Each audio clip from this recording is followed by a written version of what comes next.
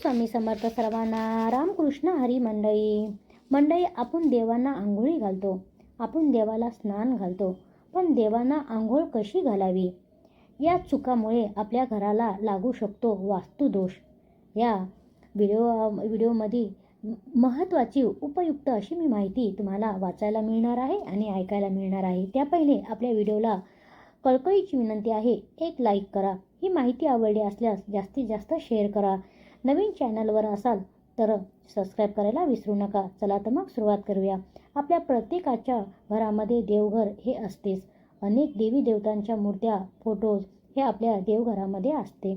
मित्रांनो, आपल्या घरातील महिला किंवा कोणताही एक व्यक्ती हा आपल्या देवघरातील पूजाही करीतच असतात. अगदी मनोभावे आणि श्रद्धेने आपण पूजा करीत असतो आणि दररोज ही देवपूजा होतच असते. परंतु मित्रांनो, काही वेळेस आपण म्हणतो की मी दररोज देवांची पूजा करूनही माझ्या काही अडचणी दूर होत नाहीत, माझ्या काही मनातील इच्छा या पूर्ण होत नाही. हे असे आपल्या मनात वारंवार विचार येत असतात मंडळी. तर यामागे देखील आपल्या काही अशा चुका असतात ज्यामुळे आपल्याला अडचणी निर्माण होऊ शकतात. म्हणजेच आपण जी काही देवपूजा करत असतो या देवपूजेचे आपणाला फळच मिळत नाही. पण आपण कोणत्या अशा चुका करत असतो, कोणत्या आपल्याला अडचणी आपण त्या चुकामुळे निर्माण करू शकतो हे आपल्याला कळत नाही. देवपूजेचे सुद्धा काही नियम आहेत. जर तुम्ही नियमानुसार आपल्या देवघरातील देवपूजा करत असाल तर यामुळे आपल्याला इच्छित फळ प्राप्त होते. आपल्या सर्व अडचणी 100% दूर होतात. आपल्या घरातील काही भांडणे, कलह आहेत ते देखील दूर होतात. परंतु मित्रांनो, आपल्या या नेमक्या चुका कोणत्या आहेत आणि त्या देवपूजेचे नेमके नियम कोणते आहेत हे आपल्याला माहितीच नसल्यामुळे आपण याकडे फारसे लक्ष देतच नाही. कारण आपल्याला चुकांची माहितीच कळत नाही. मग आपल्याला चुकाच कळत नाही, आपण याच्याकडे लक्ष देत नाही. म्हणून सविस्तर ही माहिती नक्की वाचा किंवा ऐका. देवांना चुकीच्या पद्धतीनं आंघोळ घातल्यामुळे आपल्या घरावर बरेचसे दोष लागत असतात. त्यामुळे देवांना आंघोळ घालण्याच्या बाबतीत काही नियम आहेत.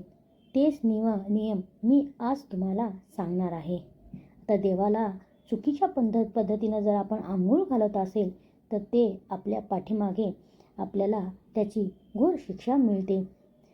मित्रांनो, आंघोळ म्हणजे शरीर शुद्धीकरण. तर शरीर शुद्धीकरण करण्यासाठी स्वच्छ पाण्याचा आपण वापर करत असतो. पण मित्रांनो, आपण बरेच जण हे देवांना स्वच्छ करण्यासाठी त्यांना खाली ठेवतो. तर ही पद्धत एकदम चुकीची आहे. मित्रांनो, आपल्यापैकी बरेच जण हे देवांना एकत्रित ताम्हणामध्ये ठेवत असतात आणि आंघोळ घालत असतात. परंतु मित्रांनो, हे देखील खूप चुकीची पद्धत मानली गेली आहे.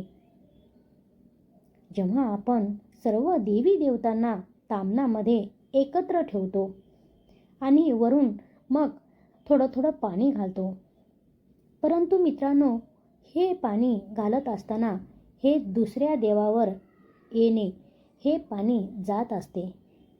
म्हणजे त्यांचे शिंतोडे एका देवावर जर तुम्ही पाणी घालत असाल त्यावेळेला त्याचे शिंतोडे हे दुसऱ्या देवावर देखील आपोआप जातात. कारण एकाच ताम्हणामध्ये आपण सर्व देवी देवतांना एकत्र ठेवतो आणि सर्वांना एकत्र थोडं पाणी टाकतो, तेव्हा एक दुसऱ्यांचे शिंतोडे हे दुसऱ्या देवावर देखील जात असतात. म्हणजेच आपण उष्ट्या पाण्याने आंघोळ घालत असतो. म्हणजेच एका देवाने आंघोळ केलेल्याच पाण्याने आपण परत तेच पाणी दुसऱ्या देवावर त्यांचे शिंतोडे गेल्यामुळे त्या पाण्याने आपण त्या दुसऱ्या देवाला देखील आंघोळ घातली जाते. तर मित्रांनो, हे उष्टे पाणी आपण कधीही देवांना आंघोळ घालताना अजिबात वापरू नये. हे वापरायचेच नाही. म्हणजेच आपण सर्व देवी देवतांना एकत्रित ताम्हणामध्ये घेऊन आपण वरून पाणी घालतो. ही पद्धत एकदमच चुकीची मानली गेलेली आहे. तसेच मित्रांनो, बरेच जण हे एका तांब्यामध्ये पाणी घेतात आणि त्या तांब्यामध्ये एका देवाला बुडवतात. परत नंतर दुसऱ्या देवाला त्याच पाण्यामध्ये बुडवले जाते. म्हणजेच उष्टेच पाणी आपण देवाच्या आंघोळीसाठी वापरतो. आणि हीच एकदम चुकीची पद्धत मानली गेलेली आहे आणि त्यामुळे त्याचा विपरीत परिणाम आपल्या जीवनावर देखील होऊ शकतो. पण आपण त्या गोष्टीकडे, या चुकीकडे दुर्लक्ष करतो. आपण आंघोळ करताना एकमेकाचे पाणी वापरतो का? एखाद्या व्यक्तीनं स्नान केलं आणि स्नान केलेलं पाणी एका आपण बादलीमध्ये ठेवलं आणि तेच पाणी आपण स्वतः आंघोळीला वापरतो का? नाही. आपण आंघोळ करताना एकमेकाचे पाणी वापरतो का? नाही. किंवा दुसऱ्याचं उरलेलं पाणी वापरतो का? यामुळे बरेचसे दोष आपल्या घराला लागत असतात. तर एकाच ताम्हणामध्ये सर्व देव अजिबात ठेवायचे नसतात. यामुळे आपल्या घराला दोष लागू शकतात. त्यामुळे मित्रांनो, ही खूपच चुकीची पद्धत आहे. चला तर मग आपण जाणून घेऊया देवपूजा करताना देवांना आंघोळ कशी घालायची. मित्रांनो, पहिल्यांदा आपल्याला आपले देवघर जे असते ते एकदम स्वच्छ करून घ्यायचे आहे. म्हणजेच देवांना आंघोळ घातल्यानंतर कोणतीही धूळ आपल्याला देवांना अजिबात लागू द्यायची नाहीये. तर सर्वात पहिल्यांदा आपल्याला देवघर स्वच्छ करून घ्यायचे आहे आणि त्यावरती मग आपणाला एक कापड अंथरून घ्यायचे आहे. कापड तुम्ही कॉटनचं लाल रंगाचं कापड किंवा पिवळ्या रंगाचं कापड तुम्हाला अंथरून घ्यायचं आहे. कधीही देवांना आंघोळ घालण्या अगोदर आपल्याला आपल्या देवघरातील दिवा प्रज्वलित करायचा आहे. सुरुवातीला दिवा प्रज्वलित करून मग देवपूजेला सुरुवात करायची आहे आणि उदबत्ती देखील आपल्याला लावून घ्यायची आहे. त्यानंतर एक ताम्हण घ्यायचे आहे आणि एका तांब्याचा कलश पाण्याने भरलेला घ्यायचा आहे. मित्रांनो, हा तांब्याचा कलश आपल्या उजव्या हातामध्ये घ्यायचा आहे आणि डाव्या हातामध्ये आपणाला आपल्या देवघरातील देवाची एक मूर्ती घ्यायची आहे. त्यानंतर आपणाला ती मूर्ती ताम्हणामध्ये अजिबात ठेवायची नाही. तर आपल्या डाव्या हातामध्ये ती मूर्ती घ्यायची आहे आणि मग उजव्या हाताने आपल्याला तांब्यातील पाणी आपल्याला त्या मूर्तीवर घालायचे आहे. मग आणि त्या डाव्या हातानेच आपल्याला ती मूर्ती स्वच्छ सुद्धा करायची आहे. नंतर मित्रांनो, एक स्वच्छ नॅपकिन, फक्त तो देवाचाच असला पाहिजे, एक स्वच्छ नॅपकिन अंथरून त्यावर ती मूर्ती ठेवायची आहे आणि त्याने आपल्याला ती मूर्ती स्वच्छ अशी पुसून सुकवून घ्यायची आहे. त्यानंतर म्हणजेच कोरडी करून घ्यायची आहे.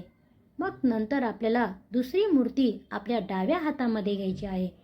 ती देखील आपल्याला ताम्हणामध्ये अजिबात ठेवायची नाही आहे आणि ती डाव्या हातामध्ये ठेवून उजव्या हाताने आपल्याला तांब्याने पाणी वरून घालून आपण ती मूर्ती स्वच्छ करायची आहे.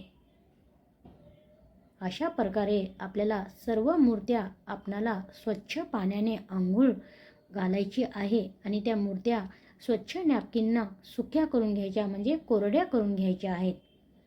त्यानंतर आणि त्या नॅपकिनवरती ठेवून त्या मूर्त्या पुसून घ्यायच्या आहेत. म्हणजेच मित्रांनो, त्या मूर्त्या आपणाला अजिबात ताम्हणामध्ये ठेवायच्याच नाही आहे, जेणेकरून उष्टे पाणी दुसऱ्या देवांना अजिबात मिळणार नाही. तर मित्रांनो, अशा प्रकारे तुम्हाला आपल्या देवघरातील देवतांना आंघोळ घालायची आहे. अशा पद्धतीनं तुम्ही आंघोळ देवतांना घातली, स्नान घातले तर तुम्हाला कुठलाही दोष लागणार नाही. तुमच्याकडून कुठल्याही चुका होणार नाही. तुमच्याकडून कुठल्याही चुका नाही झाल्या तर तुमच्या आयुष्यामध्ये कुठलेही संकट येणार नाहीत. जर तुमच्या देवघरामध्ये एखादा फोटो वगैरे असेल तर तुम्ही एखादे स्वच्छ नॅपकिन घ्यायचे आहे आणि त्याचा जो कोपरा असतो त्यावर थोडेसे पाणी घालून तुम्ही ते फोटोज पुसू शकता. जर तुमच्या देवघरामध्ये एकापेक्षा जास्त फोटो असतील तर मित्रांनो, नॅपकिनच्या एकाच कोपऱ्याने फोटो न पुसता प्रत्येक फोटोला नॅपकिनच्या वेगवेगळ्या कोपऱ्यांनी पुसायचे आहे. नॅपकिनचा चौकोन आपला आकार असतो. स्वच्छ नॅपकिन आहे तो वेगवेगळ्या भागामध्ये जो सुका भाग आहे तो थोडा ओला करायचा आणि एक देवाचा फोटो पुसून घ्यायचा. परत दुसऱ्या बाजूला थोडा नॅपकिन ओला करायचा, परत दुसरा भाग पुसून घ्यायचा. आपण नॅपकिन ओला करून प्रत्येक फोटो एकाच नॅपकिननं पुसायचा नाही. तर मित्रांनो, तुम्ही देखील ज्या वेळेस देवपूजा करत असता त्यावेळेस मित्रांनो हे नियम पाळणे खूप आवश्यक आहे. आणि या प्रकारे तुम्ही आपल्या देवघरातील देवतांना अंघोळ घालायची आहे. जर असे काही नियम जर तुम्ही पाळले तर यामुळे तुम्हाला जे काही इच्छित फळ असेल ते मिळेल. तसे देवी देवतांची कृपादृष्टी तसेच तुमच्या घरावर 100% देखील राहील.